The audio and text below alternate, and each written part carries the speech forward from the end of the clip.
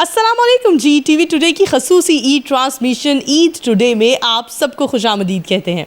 नाज़रीन, आज मैं आप लोगों को एक ऐसी अहम शख्सियत के घर लेकर आई हूँ जिनके हम तारुफ़ की अगर बात करें और उनके वालिद साहब की अगर हम बात करें तो नाज़रीन, उनके वालिद साहब पाको हिंद की एक वो शख्सियत साबित हुए हैं जिन्होंने एक ट्रेंड सेट किया, जिन्होंने पाकिस्तानी फ़िल्म इंडस्ट्री का एक ट्रेंड ऐसा तब्दील किया जिसके बाद तमाम तर लोग अपनी अपनी एक्टिंग को लेकर, अपनी अपनी स्टोरीज़ को लेकर, स्क्रिप्ट्स को लेकर, राइटिंग स्किल्स को लेकर थोड़े से कॉन्शियस हो गए। नाज़रीन, मैं आज आप सबकी मुलाकात करवाने लेकर आई हूँ पाकिस्तान के नामवर आर्टिस्ट सुल्तान राही साहब के साहबजादे हैदर सुल्तान के घर पर। नाज़रीन, ये वो शख्सियत हैं जिन्होंने पाकिस्तान में इतनी मूवीज़ की और पाकिस्तान में पंजाबी फ़िल्म कल्चर का एक ट्रेंड सेट किया, जिस कल्चर को आज तक आप मैं हम सब टीवी स्क्रीन्स पर, फिल्म स्क्रीन्स पर देखते आ रहे हैं। आइए चलते हैं हैदर सुल्तान से, जानते हैं कि वालिद साहब के दौर में क्या ईदें हुआ करती थी और अब उनके बाद किस तरह से ईद मनाते हैं। अस्सलाम वालेकुम। जी वालेकुम अस्सलाम, कैसी हैं? अल्हम्दुलिल्लाह, thank you so much Haidar sahab, आपने हमारे लिए वक्त निकाला। और जानना चाहती हूँ, आज ईद का दिन है और ईद बड़ा खुशगवार दिन होता है, रूटीन से हटकर होता है, लेकिन आप हमें बहुत कैजुअल नज़र आ रहे हैं। क्या वजह है कि ईद वाले दिन भी अपनी फ़िटनेस को फोकस करते हुए क्या रनिंग, जॉगिंग, इसका नागा ईद पर भी नहीं होता? देखिए, पहली बात तो ये कि तमाम देखने वालों को मेरी तरफ से बहुत बहुत ईद मुबारक, आपको ईद मुबारक।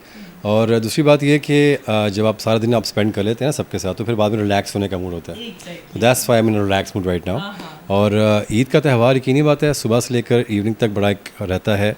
और इस ईद पे बल्कि एक स्पेशल तोहफ़ा हमारे जो तमाम देखने वाले उनके लिए भी आया है। मेरी फिल्म भी रिलीज़ हुई है ईद पे बाबुल वीर के नाम से, और बड़ा अच्छा उसका रिस्पांस रहा है अल्हम्दुलिल्लाह, और बड़ी अच्छी फैमिली मूवी रही है। तो आई थिंक कि पब्लिक मुझसे कह रही थी कि जी ईदी के हवाले से बताया। मैं कहा जी मेरी तरफ से आप लोगों के लिए यही ईदी है। हाँ, ज़बरदस्त। अच्छा, हम अगर हमेशा मैं अभी आपकी तरफ आ रही थी तो मैंने जैसे भी बताया कि मैं सुल्तान राही साहब के बेटे हैदर सुल्तान के घर जा रही हूँ, तो हर किसी को आपसे मिलने की चाहत होती है और उस चाहत में रिफ्लेक्शन होती है आपके वालिद साहब की कि ना सिर्फ वो एक आर्टिस्ट बहुत अच्छे थे बल्कि उसके साथ साथ वो एक इंसान बहुत अच्छे थे।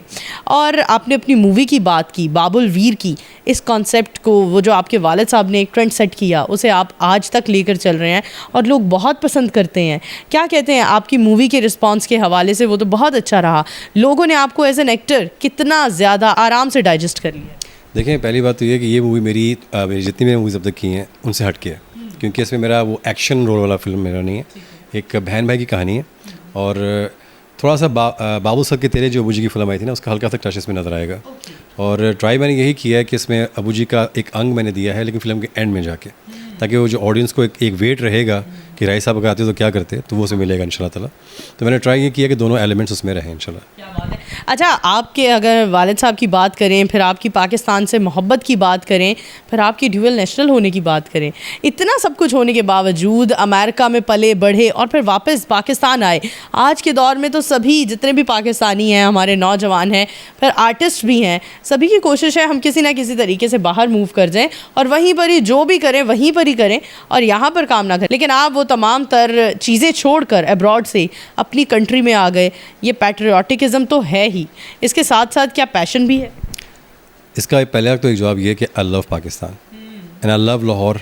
लाहौर लाहौर है। दुनिया में कहीं पे भी आप चले जाएँ तो लाहौर आपको बड़ा, मुझे आई मिस लाहौर। और दूसरी बात यह है कि मेरी यहाँ पे अबू जी की एक लेगेसी है, एक घर है, एक सेटअप है मेरा अपना अल्हम्दुलिल्लाह एक। तो उस हवाले से मुझे लगता है कि मुझे यहाँ पर आके टाइम देना चाहिए, क्योंकि मेरे बाकी जो भाई हैं उनका कोई इसमें वो ना शौक, इन्होंने कभी इन्होंने स्टेप इन किया। तो मैं शुरू से ही मैं ये लेगेसी को कैरी ऑन करके आ रहा हूँ, तो इसलिए मैं सोचा कि मुझे मेरे पे एक राइट बनता है, ये मेरे पर आप समझ लें कि एक फ़र्ज़ है कि मुझे यहाँ पे आना चाहिए। क्योंकि शोबिस के जो लोग हैं, इंडस्ट्री की आजकल जो हालत हो चुकी हुई है, वो मेरे में अबू जी को देखते हैं। तो उनको एक उम्मीद की किरण नज़र आती है कि यार ये आया है तो बाहर से कुछ करेगा हमारे लिए, तो मुझे अपने पे एक रिस्पॉन्सिबिलिटी फील होती है।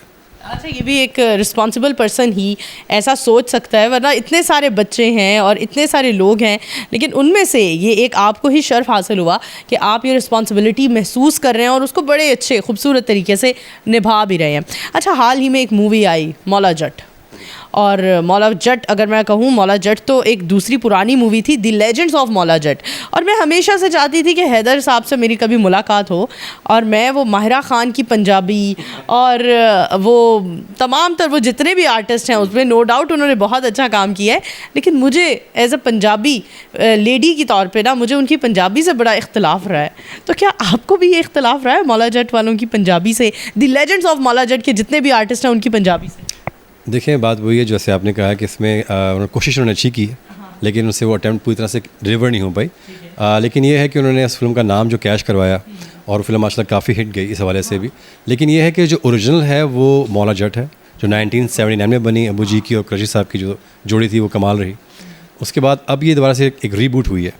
उसका हमें एक बेनिफिट ज़रूर हुआ है कि उसकी वजह से हमें एक इंटरनेशनल प्लेटफॉर्म मिल गया है। हम अगर एक अच्छा कंटेंट बनाते हैं तो हम उसको बाहर की कंट्रीज़ में भी उसको हम लोग रिलीज़ कर सकते हैं।